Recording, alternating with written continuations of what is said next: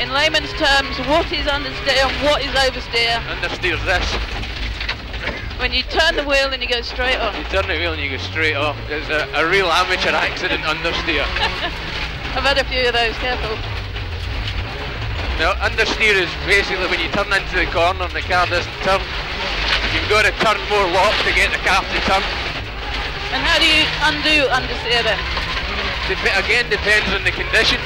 There's lots of different ways to undo it. One of the most effective ways to undo understeer is pull the handbrake.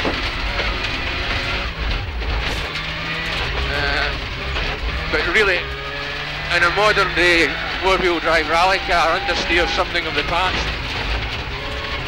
All the setup's done before the corner, so the car's already in a bit of a slide before you get into the corner, like here. The rear of the car starts to slide.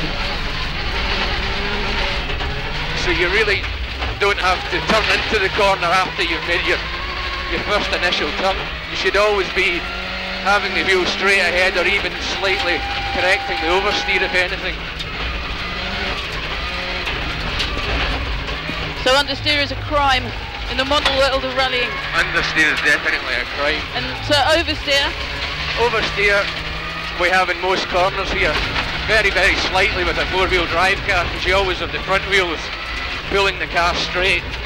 So basically oversteer is when the rear of the car comes out like that, and then you get on the power. Oh, yeah. Cut that one. Not like that. You turn into the corner, the rear of the car starts to slide, you get on the power, and it's almost like a power slide. Power oversteer slide's almost the same thing.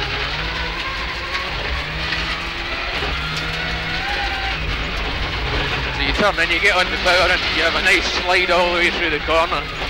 The oversteer's when the back of the car is sort of outside the line of the front wheels of the car. Like there you have it all the way around there. Colin's professional life had been with ProDrive and Subaru from the start, but much like his gear shifting, things were about to change. I felt it was the right time in my career to have a new challenge, and you know, Ford provided me with that. We were in a phase with Inside Ford Motorsport at the time where we just designed the new Focus. We were entering it in competition for the first time in 1999, and we wanted to get off to a great start. New car, new driver lineup, and really Colin was the best guy for the job at the time.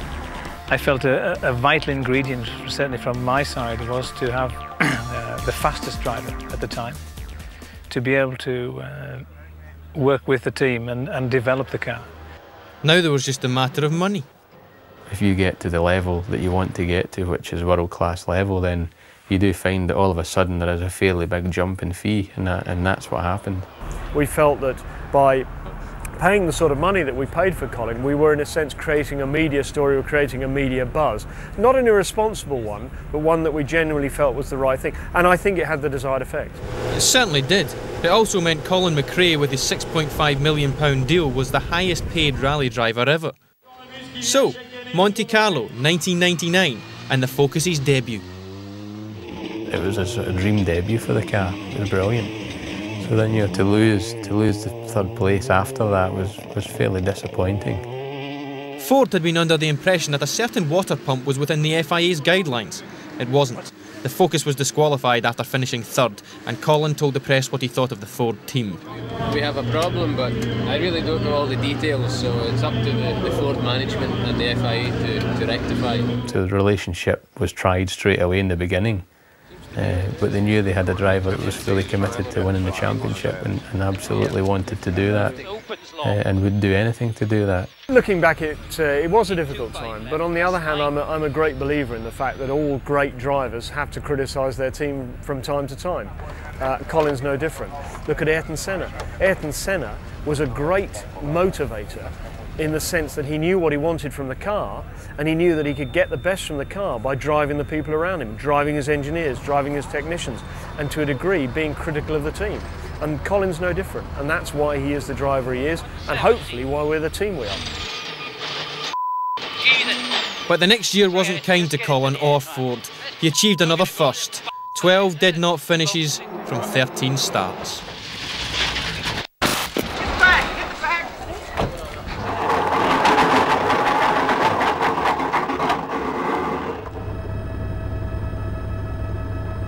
But by the end of 2000, the Focus was finally performing, and things seemed to be looking up. After a couple of wins, Colin was chasing a podium in Corsica. I still don't know exactly what happened. I read the notes as normal. We came into this third gear corner, and I thought, we're going too quick. And I mean, all you can do in that situation is sort of scrub as much speed off as you can and attempt to go around the corner, or you're definitely going to go off on the outside.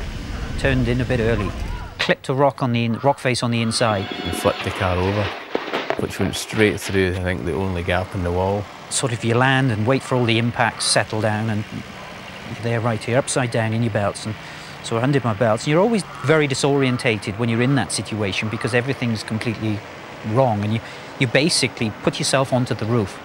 I said, "You all right, Col?" And there was nothing, it was silence. I can't really remember a lot apart from the wall, and just going through the wall and feeling the bang on the tree after that. Not a lot. After a while, Col, are you okay, you okay? And then he came around. Then, of course, the guy was in a state of panic. You know, get me out, get me out. A lot of screaming and shouting. And I said, it's okay, I'm here, I'm here. All I can see is the sort of the whiteness of the roof in front of me, which was, you know, right, almost on my nose. I couldn't move at all because the roll cage was right across my chest. I could taste the blood as well, which wasn't a very nice thing. And then after a while, I could smell the fuel. And, you know, it's only a matter of time before maybe the car bursts into flames or whatever, and you can't get out. The main thing that we were obviously concerned about was, yes, he was trapped in the car, but at least he was conscious. And but obviously didn't realise the extent of, you know, how trapped he was, and the fact that the car was upside down as well. And eventually his father arrived from the service area with Bernie Shrewsbury, our fitness trainer. And then Nicky comes scrambling up the bank with the fear of Christ on his face. For God's sake, come and help me, Colin's still trapped in the car. I mean, you just think the absolute worst then. I mean, that was pretty low part of my rallying. When I went in there, there was some sort of moaning from Colin. So I called Nicky. I said, Nicky, get in, the co-driver's side. I said, we're going to have to get him out of here, you know, because it was an entangled mess. Eventually, we had to get Bernie Shrewsbury on the outside of the car, pushing down on the roof and pulling up on the sill of the car. And me stood inside the car on the roof with my back against the tunnel and pushing up from inside. I managed to bend part of this roll cage and part of the car. And Colin's just sort of popped out, thank God. But the thing is when Colin looked up at me, he'd been upside down for over 40-odd minutes, we must have worked out. And, you know, because of the fracture to his face, the blood had pooled in his head, and his face was a balloon. It was, you know, it's got to be 2.5 times its normal size. He was injured, but it wasn't as bad as it could have been. It was a relief. But then when I went to see the car, saw the car on the Sunday morning, I couldn't believe that a car could have so much damage, and two, that Colin survived. I'd made the decision sort of a day after Corsica that I would get back in the car.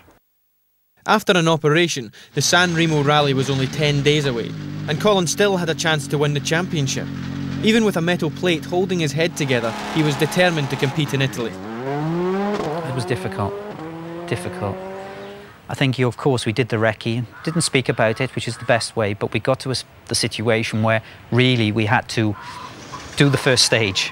And I think once we've done the first stage, we competed, he'd driven, and it was a case of a big sigh. Yes, we're okay, we can still do it, it's fine. And to be honest, the rest of the event went very well, and I think shows the strength of the character to be able to go out there and fight to score 1 point at the end of it.